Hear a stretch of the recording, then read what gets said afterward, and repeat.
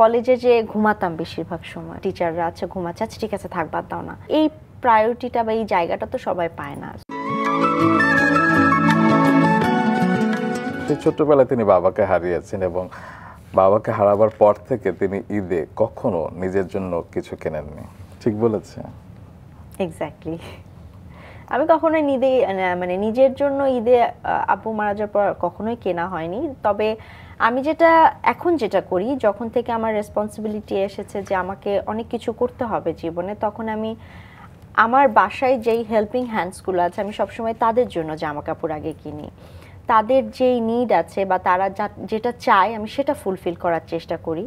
তারপরে আমার পরিবারের অন্যান্য সদস্যদের জন্য কেনাকাটা করি, কিন্তু নিজের জন্য আসলে কখনোই একদমই কেনাকাটা করা হয় না, মনও চায় না। তবে হ্যাঁ, বিয়ের পরে সরার গিফট করে, সেটা আলাদা বিষয়।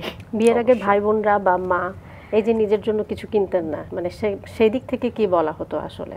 না, কিছুই বলা হতো না। আমি আসলে অনেক privilege, because I got such a lovely family. আমার মা বা আমার ভাই, পরিবার বলতে তো এই দুইজনই আমার কাছে আছে। আমাকে কখনো আমার কোনো কাজে বা আমার কোনো ডিসিশনে খুব একটা বাধা দেয়নি। স্পেশালি আমাকে সবসময় সাপোর্ট করা হয়েছে যে ঠিক আছে, ও যেটা করতে চায় করতে দাও, কারণ ওই বিশ্বাসটা তাদের মধ্যে ছিল যে আমি কোনো রং ডিসিশন নেব না। সো এই জায়গাটা তো আমি পেয়েছি, এজন্য নিজের দায়িত্ববোধটা, মানে এটা তো নিশ্চয়ই পরিবার থেকেই এসেছে। এটা কি অবশ্যই পরিবার থেকে, অবশ্যই বাবা মার শিক্ষাই তো সবচেয়ে বড় শিক্ষা। নিশ্চয়ই আমি দেখেছি সবসময় যে আমার বাবা কিভাবে তার বোনদেরকে প্রায়োরিটাইজ করতো, বা তার বোনদেরকে একটা সময় দেওয়া বা যে রেসপেক্টের জায়গাটা, সেই জিনিসটাই তো আসলে আমার মধ্যে এসেছে। সো সেটা থেকেই আমি সার্ভ করছি আমার সন্তানকে। আমার সন্তানও আশা করি সবাইকে রেসপেক্ট করতে শিখবে। অবশ্যই। তো ছোটবেলার গল্পে আরো থাকতে চাই।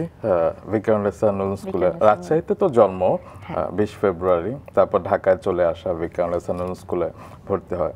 সেখানকার সময়টা কেমন ছিল? তারপরে হামিদা আলী ম্যাডাম, জামানারা ম্যাডাম, তাদের সম্পর্কে একটু শুনি। আমি আবারও বলবো যে আমি খুবই লাকি একজন মানুষ। আমি যখন ক্লাস 9-এ আমার বাবা মারা যায়, তখন আসলে ম্যাট্রিক পরীক্ষা দেওয়া নিয়ে সবাই খুব কনফিউজ ছিল যে আমি দিতে পারবো কি পারবো না, কারণ এমন একটা ক্রিটিক্যাল সিচুয়েশনে আমার টেস্ট এক্সামও খুব খারাপ হয়ে আসছিল, যে টেস্ট এক্সামে খুবই খারাপ ছিল। তো আমাকে আসলে এক্সামে যাওয়ার মতো সিচুয়েশন ছিল না। তখন জামানারা ম্যাডাম আমার বন্ড সাইন করে এবং বলে যে ওকে আমি গাইড করব এবং ও ভালো করবে, এবং আমি যতটুকুন সম্ভব, আমার মেধা যতটুকুন, আমি ততটুকুনি ভালো করেছি। আমার টিচাররা অনেক খুশি ছিল আমার উপর। এই রেসপন্সিবিলিটিটা বা এই দায়িত্বটা, এইটুকুন জায়গাকে কয়জন স্টুডেন্ট বা কয়জন টিচার দেয় এবং স্টুডেন্ট পায়। তো আমি ভিকারুননিসার সময়টা আসলে আমার জন্য খুবই সুন্দর একটা সময় ছিল। আমার অনেক স্ট্রাগলের সময় ছিল, বাট আমার ফ্রেন্ডস বা আমার টিচার্সরা যেইভাবে সাপোর্ট করে আসছে আমাকে, এটা অ্যামেজিং ছিল। বিকজ আমার মনে আছে আমি প্রচুর কাজ করতাম, ফটোশ্যুট করতাম, বিকজ মানে আমাকে অনেক কিছু মেনটেন করতে হতো। তো আমি কলেজে যে ঘুমাতাম বেশিরভাগ সময়।